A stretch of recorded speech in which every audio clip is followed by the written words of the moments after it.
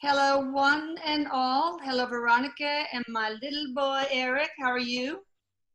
Hello, hello, mom, he says. He says Aw. hello, Elisa. Then he goes, I mean, mom. Oh my God.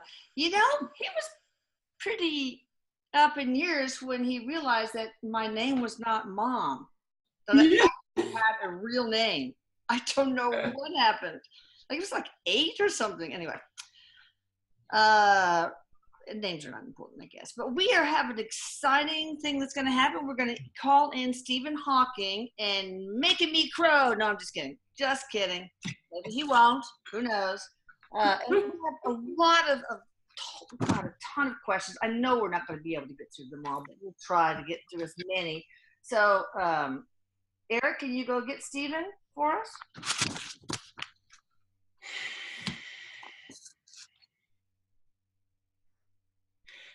He's looking for him, and he's doing one of these, like right now, like I'm looking.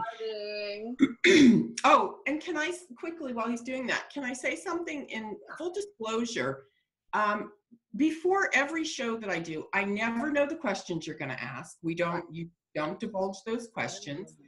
I do know who we're going to interview only because this is my personal style, how I work. I like to meet them, not research them, meet them before they come on the show. So I just like to keep everything transparent and say that I have met Mr. Hawking.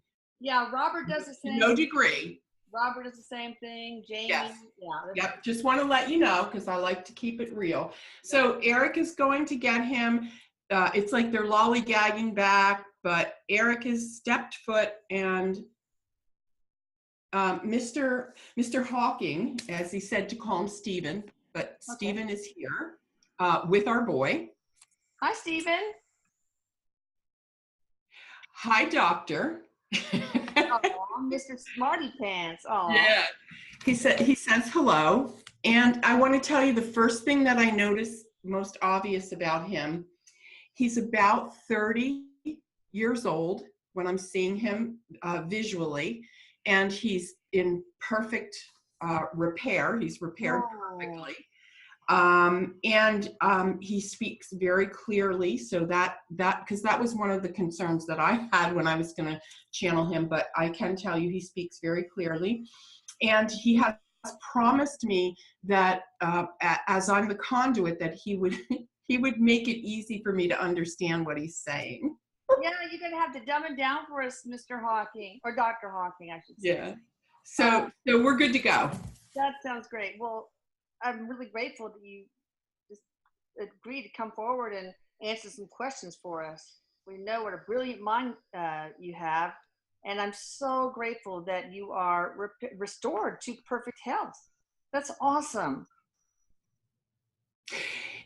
He says everyone can look forward to that. It's not just a privilege for the few. He says it's everyone can look forward to that. Oh, that's awesome. Now, these mostly, almost all questions from blog members. What was your first thought when you realized you had survived death?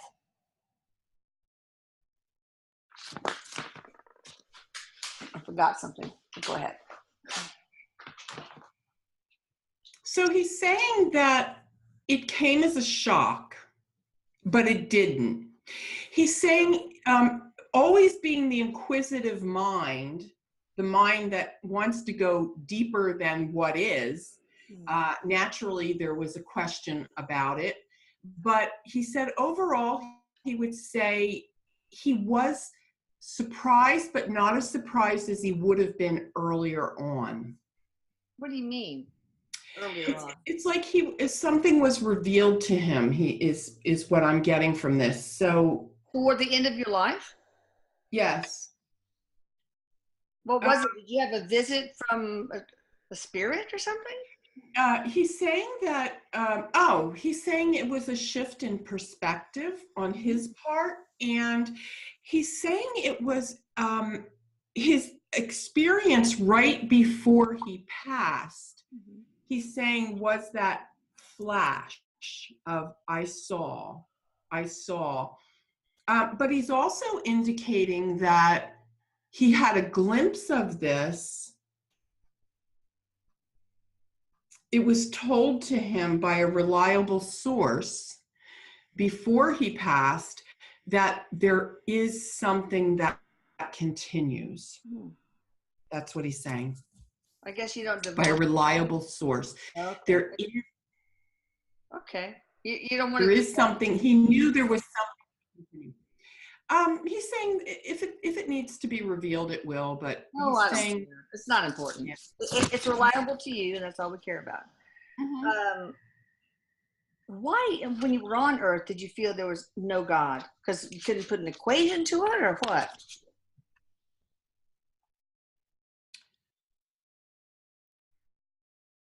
It was just the way he was wired. He said he came out wired for science, wired for analytics, wired for proof, he said. And, you know, he's also being very honest to say that he admits that when he initially was diagnosed with his disease, it was a confirmation to him. You know, he's not saying that, you know, he was depressed forever, but he fell into some sort of why me? If there was a God, why does God let this happen? He said all the natural, normal questions that people would have, but that didn't really fuel him. It just added to what he already believed that he knew. It was a wiring in his brain, is what he's saying. Yeah, material science, I think, does a disservice to, and did to me too, because as a physician, science was my world too. Mhm. And so I thought that if you couldn't, perceive it with one of your senses or measure it with an instrument, it didn't exist. But that, shouldn't be the case. I mean, look at faith, look at love. There's so many things that we cannot see or measure that we know to exist. So He's science also needs to evolve. saying that once you start down this path and you begin to see the evidence build up and you begin to see the proof that's there, he says it becomes very hard to deny that. But what he knows now is we can find evidence to prove and validate anything we want. We just can. So he's very mindful of that now. He's very mindful. All right, now, what does the idea of God mean to you now? But did you even meet God? I met an all-encompassing, all-being energy. And he's saying, I'm still going to stick with the word energy. He said, we can label it God if you want, but essentially God is energy. And yes, he's met the all-being energy that calls itself God. And he said it was quite a humbling experience. He said it was like meeting the opposite of everything that he's always believed and seeing it in real form in and he's saying solid matter. So I'm not sure scientifically what that means, but he's saying in solid matter, meeting this energy, meeting this being that he now knows is responsible for creation. He said it was kind of awe-inspiring, and he wishes that he would have had more time in his presence because it doesn't work like that yet, where he has had an audience. He's calling it a solo audience with him for a massive amount of time. And he's got lots of questions, he says. I bet you do. You're an inquisitive guy, being a scientist. Mm-hmm. So what did this energy source look like to you? And was there any communication between the two of you?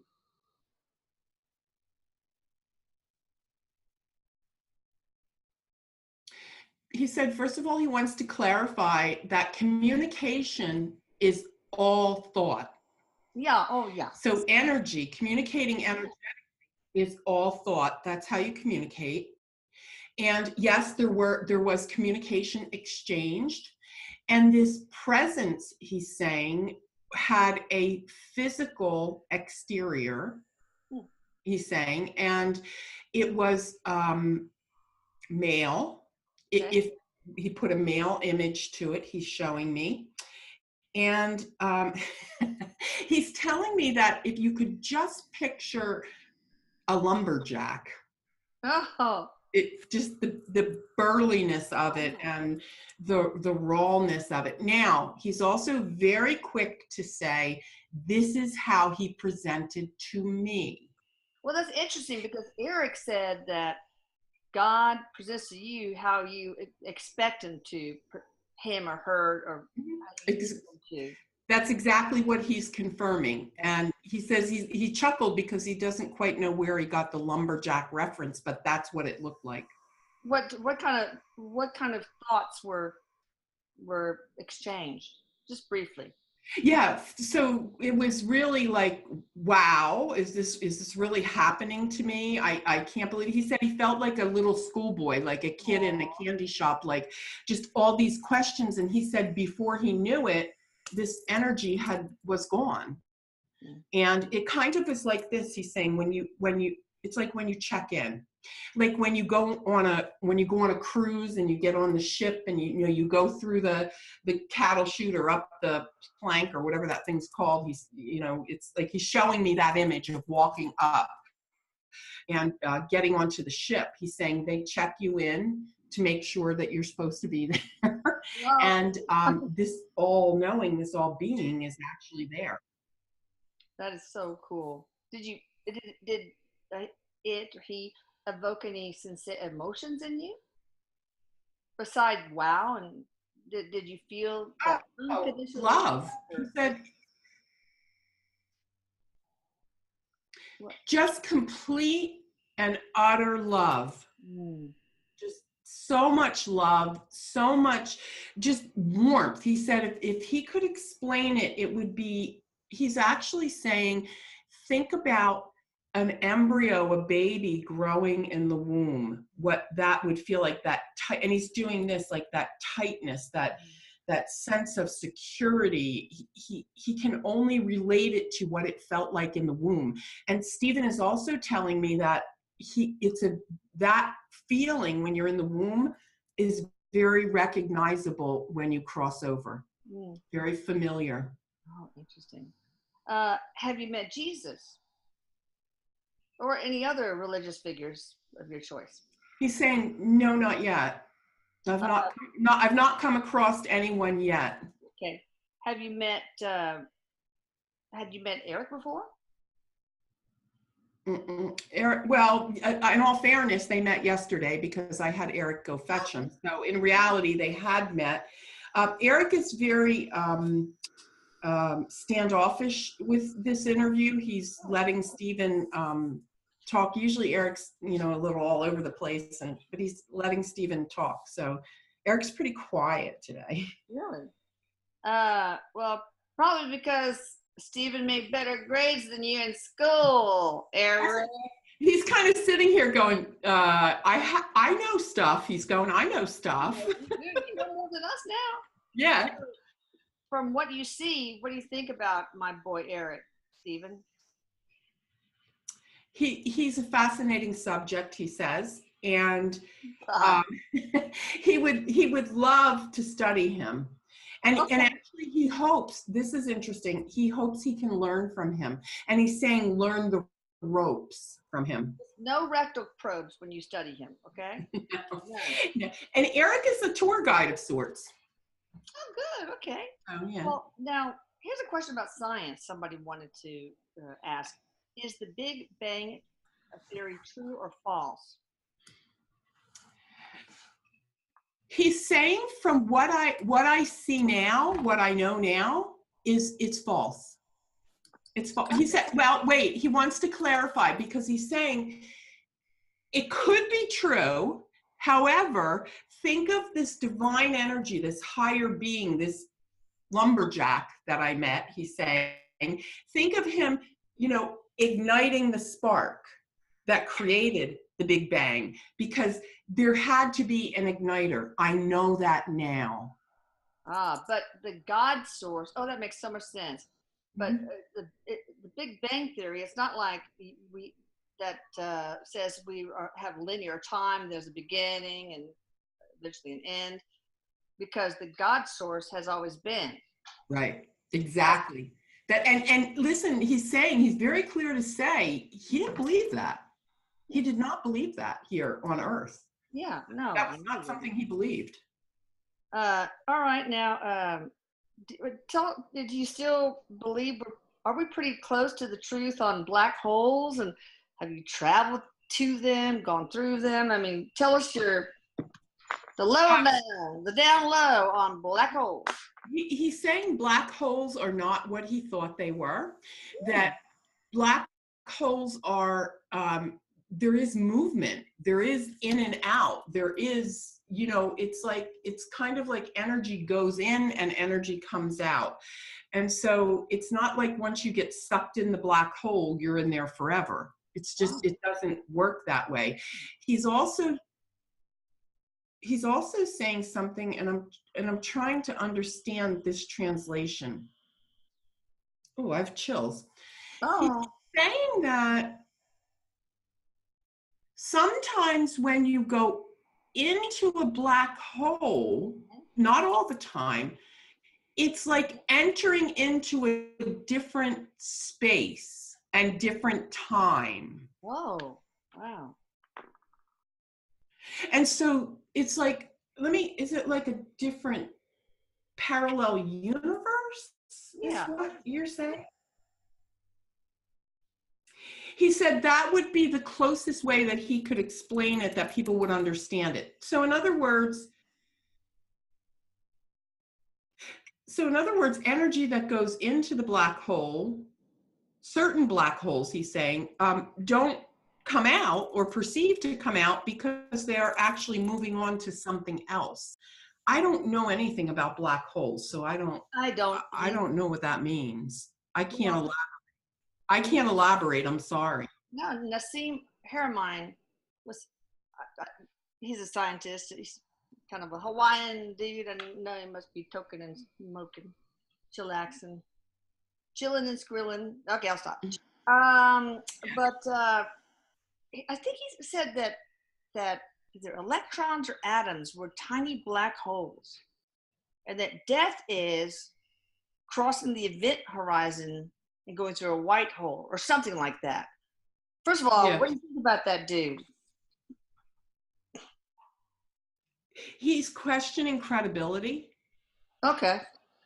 And he's also saying that what he knows is black holes, he's looking at the formation of them all together, because in and of themselves, there's not really power there, but it's when there's clusters, when they're clustered. Oh. There's power, is what he's saying. So what is a black hole? Like empty space, right? I don't know.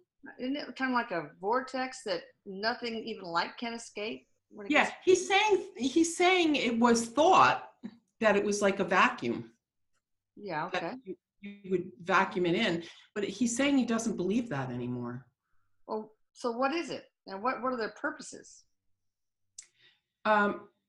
Portals to other places. Oh, okay. That sounds cool. So, but is it true? No, listen, this is what he's showing me. Is it true what? You cut out. No, go ahead.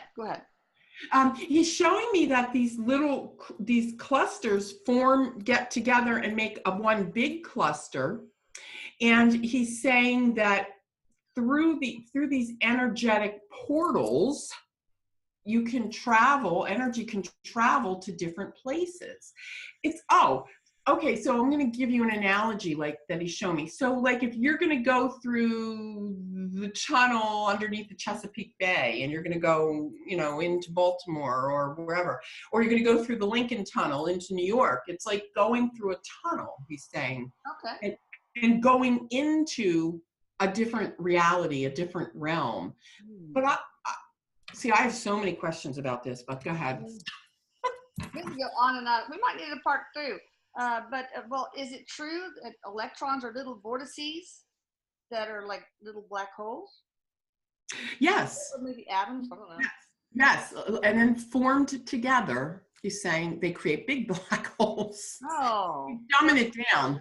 Big black hole. All right, now here's another one. Were you abused in one of your personal relationships as alleged by media reports? If so, what would be the motive behind this? And she or he goes on to say, I hope this is an appropriate question because, you know, I don't want to hurt your feelings. He's saying that yes, the short answer is yes, but he's saying there was anger and there was disbelief on what life was really like being around me. He's saying, he's owning that he was very difficult to be around. No.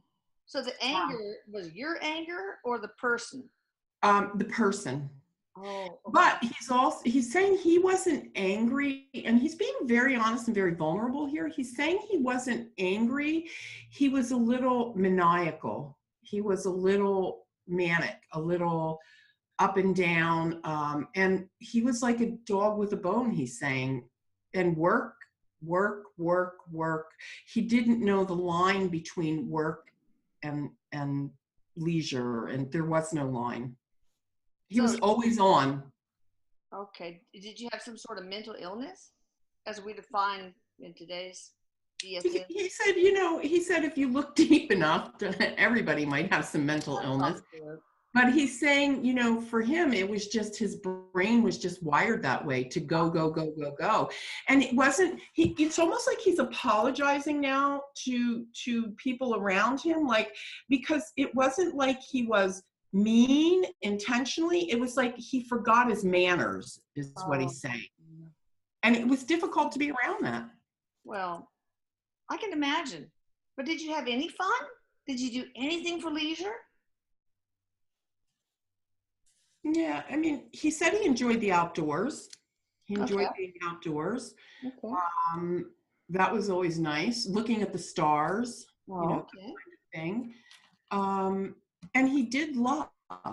So, you know. Okay. Do you think your illness was a spiritual contract? And if so, why did you choose that as a contract? Mm-hmm. He's saying that he never would have been able to go to the depth that he did with his research had not been in this state, in this physical state. That makes sense. Mm-hmm. And so he needed this to facilitate this journey, because he did add a huge value, you know, to the scientific community. Absolutely, and I want to thank you for that. Mm-hmm. Now, how did you manage to live so long with this illness? Because most people don't. He's saying, he's got a smirk on his face, and he's saying, this is why I know there's a God. Oh, okay. So that's pretty much it. Because he's saying that, you know, miracle. He's saying it was the miracle, the energy that was infused in me, that fueled me, that created me.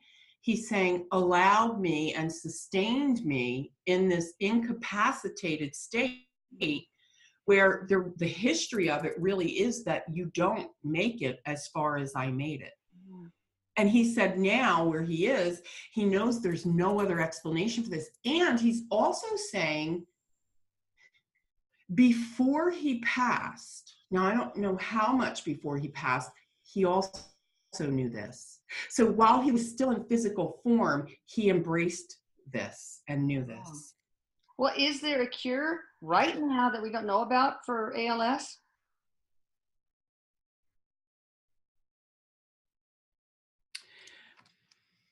He doesn't know if it's a cure, but I'm hearing him say something about brain waves. Oh, okay.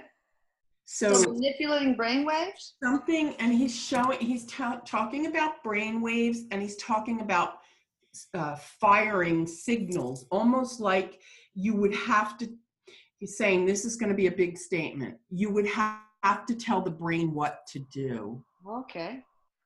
And he's saying, who can tell the brain what to do except the lumberjack? No, it's true. Well, maybe we'll create some sort of Mhm. stimulator.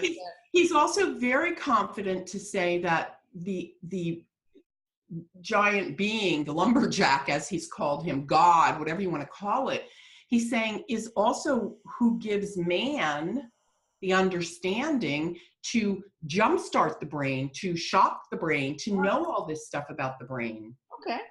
Because he's going on further to say that really this body, he's going like this body is nothing but fluidity. It's nothing but fluidity without consciousness in it. Yeah. And consciousness is the source. So that's pretty heavy.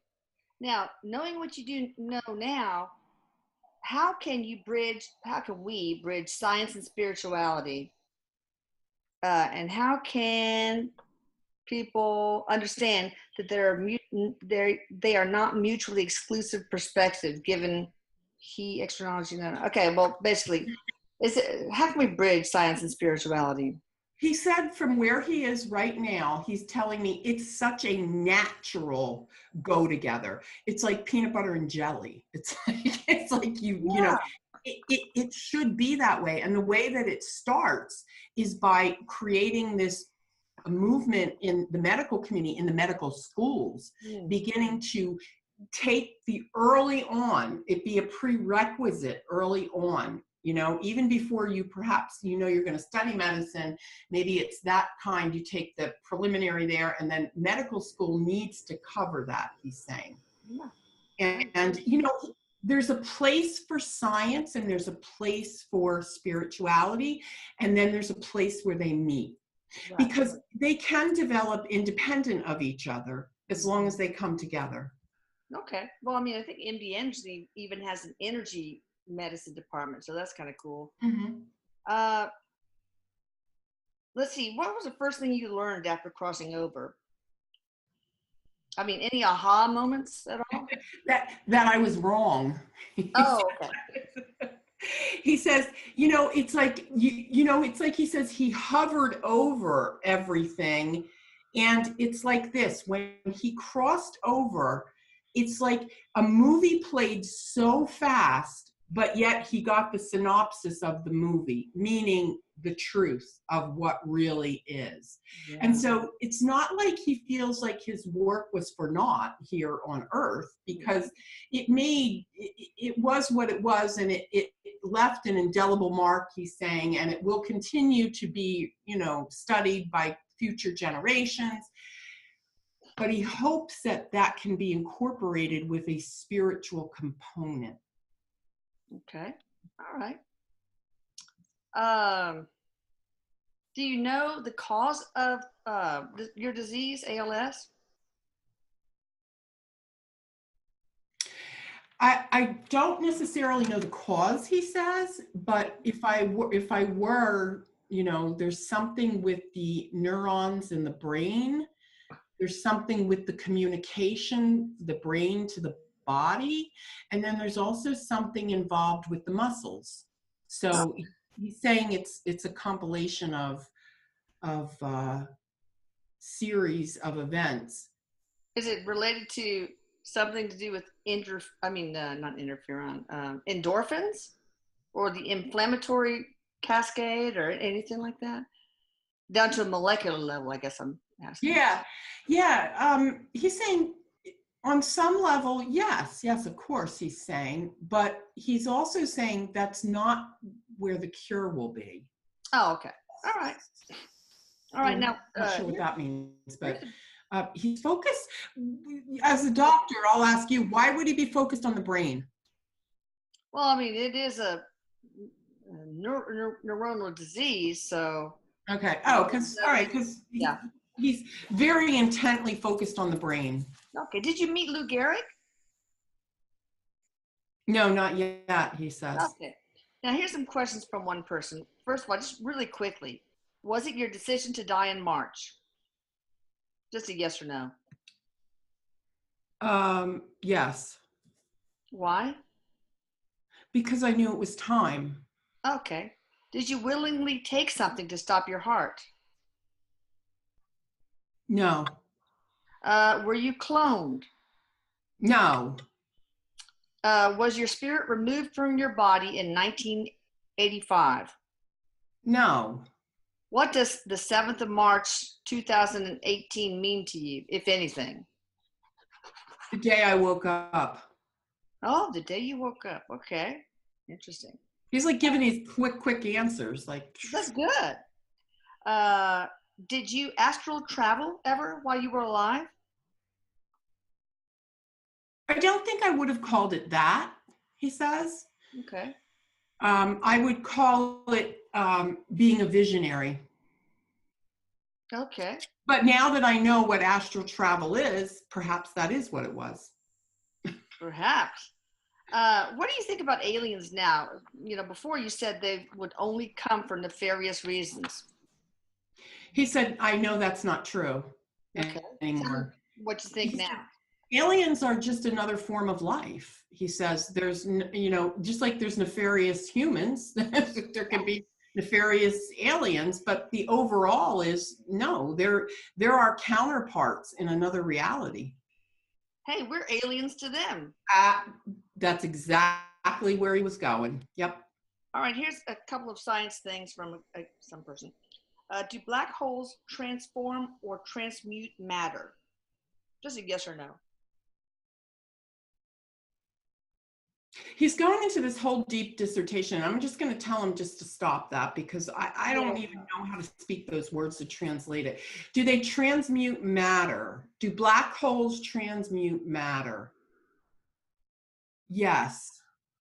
Okay, are they the reverse of the Big Bang? No. Okay, now the Higgs boson is called the God particle. What role does it play in human consciousness, if any? Wait, say that again. The Higgs boson particle is called the God particle. What role, if any, does it play in human consciousness? His answer is God is human consciousness. Okay. Well, tell me about the Higgs boson particle.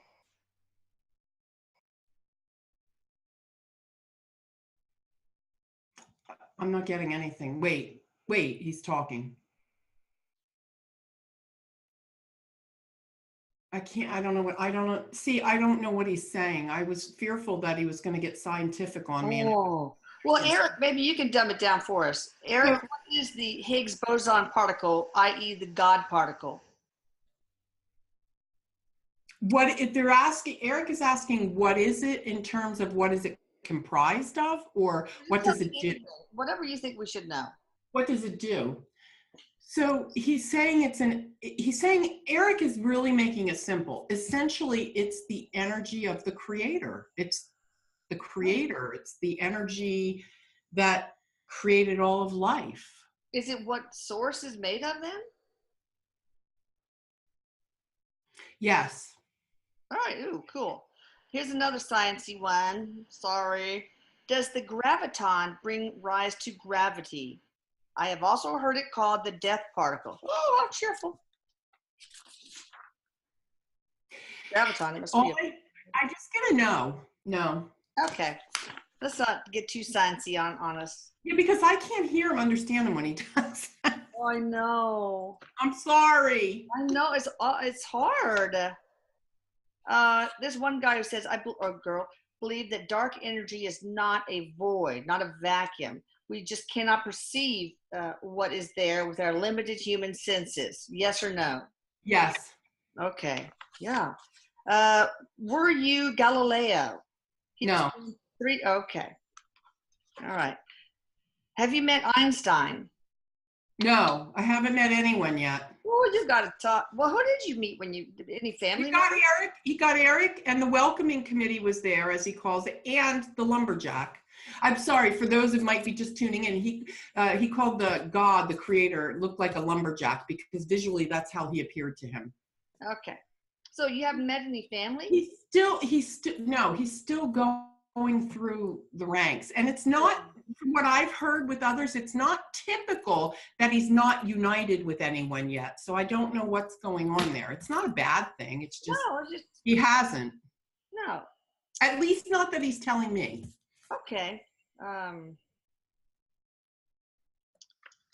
Is our universe generated by a giant wormhole?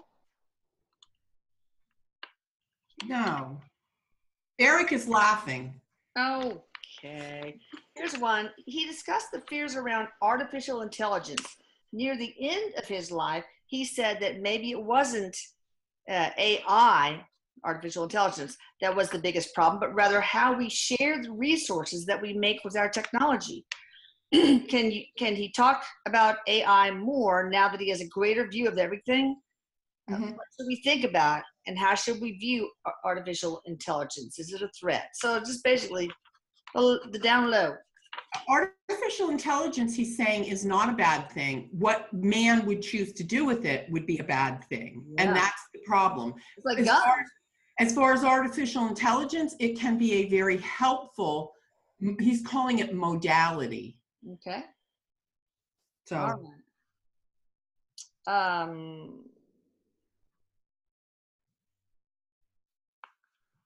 All right. What surprised you the most about your scientific theories and the reality of the universe after you crossed over? He's saying how close you can think you are to being right and really being adamant and almost stubborn in it, and having your eyes opened almost instantly. He's saying the instant that his heart stopped, he saw that it wasn't what he thought it was. So it was an instantaneous flash of, oh, this is what it is, not that. Cool. But, the other thing he's saying is he doesn't know that anyone in science will hear this or what they'll do, if they'll gravitate towards it.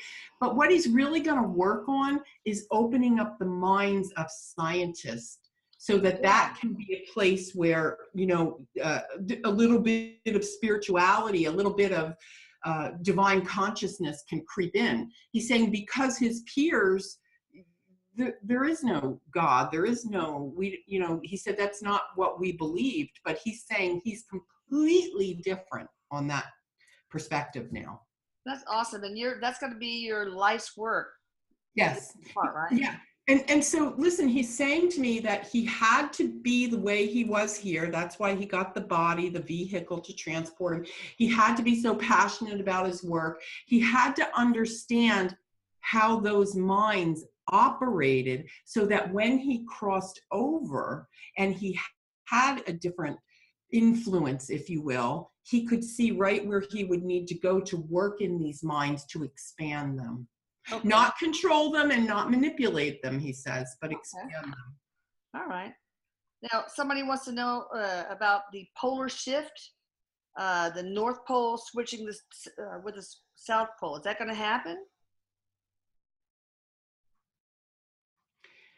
Not in your lifetime. Okay, good.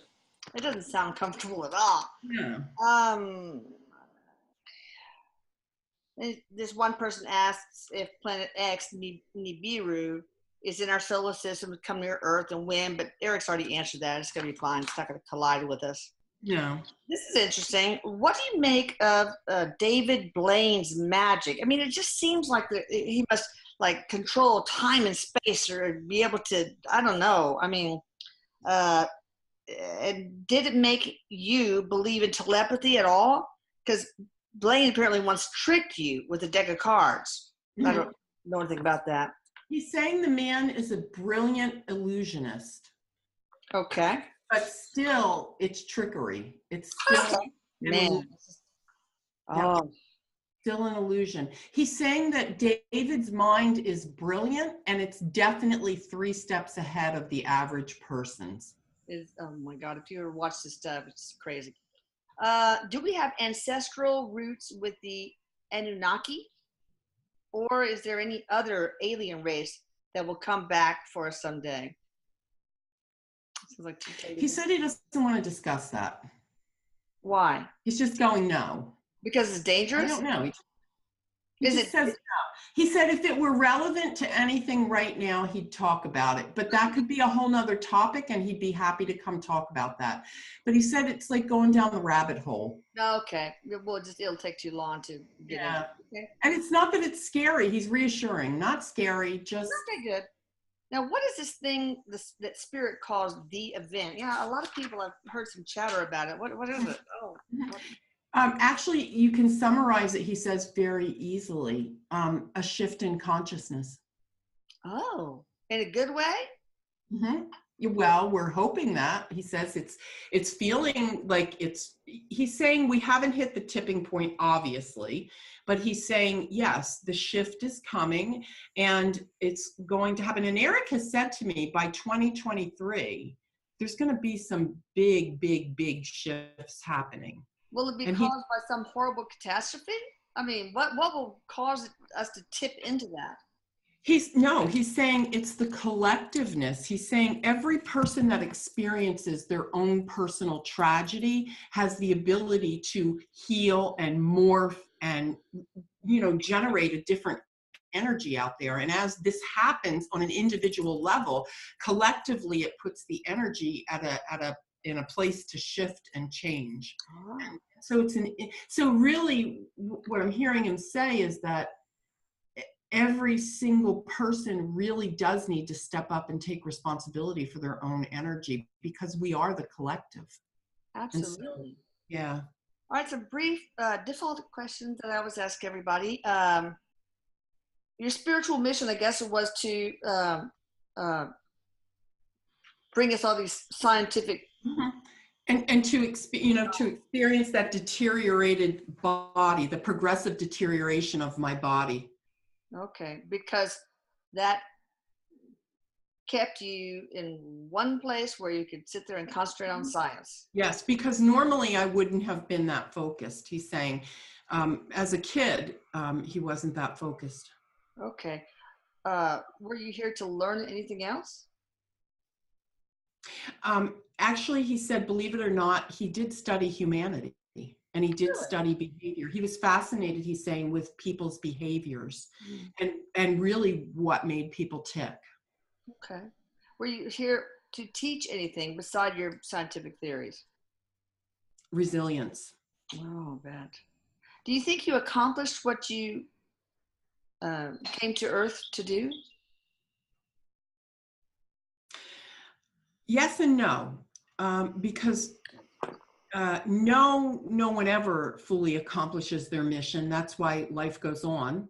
Well, yeah. And yes, in a sense that he feels like he wrapped up this life in this body with this debilitation so that he could continue on with the next phase of his mission, which he spoke to us earlier. Right. Okay. Do you have any regrets? I wish I would have spent more time with my children, he says.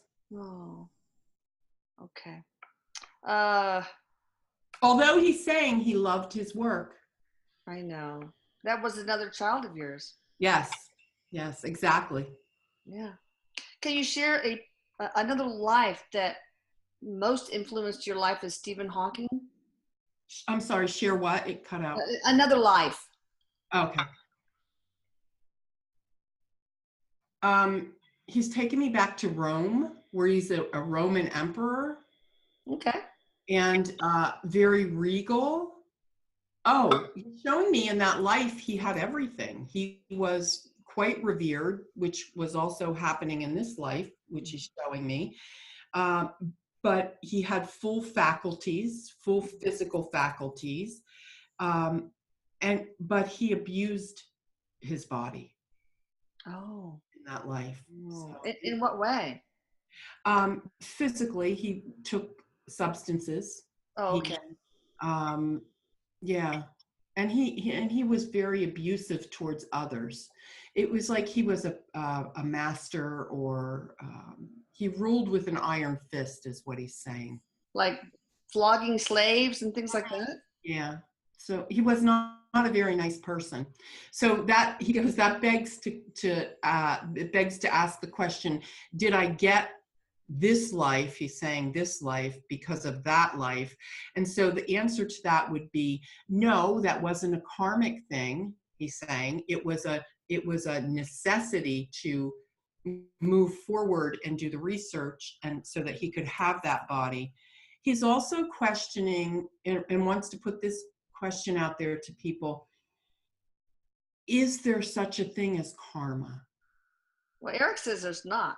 Yeah, because he's saying that he's definitely sure that that Roman emperor was not a karmic. This Stephen Hawking's life was not a karmic retaliation. Right. He doesn't believe it. You chose your life as Stephen Hawking to learn something that maybe you didn't learn in that life as a Roman Empire. Do you think you were a nice man as Stephen Hawking? I don't know much about you, so. Yeah. I was probably too abrupt, too serious, too work-oriented, too egocentric, and too self-centered. Did you have a love of your life? Beside work? Yes, he said work, actually. I believe his first wife, Okay. is her name Judy? Oh, I don't know. I have no idea. Can you share anything new about you that nobody else knows about, except maybe your very closest people? I swear, you know what he said? What? I cared about the shoes that were on my feet. Oh, okay. That's funny. I don't, are you like a shoe horse? Like what?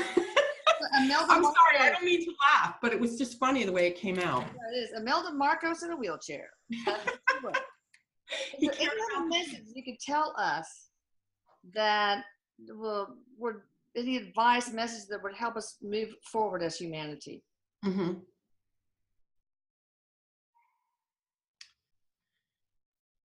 He's saying if there's one piece of advice he would give, it would be to just be present. Whatever you're doing, whatever your lot in life is, wherever you find yourself, whatever you're dealing with, he's saying just be present in that moment. Everybody's rushing from here to there. He's saying that's the other thing about being in his chair. You know, he could only get where he was going so quick.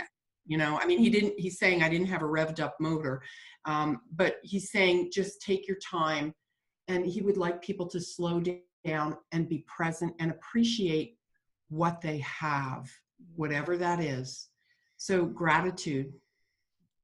That's awesome. You know, so many people are thinking about the future with worry and looking back at the past with regret, and that it's just so hard to stay in the now and be present. But we all need to try and listen to Dr. Hawking's advice.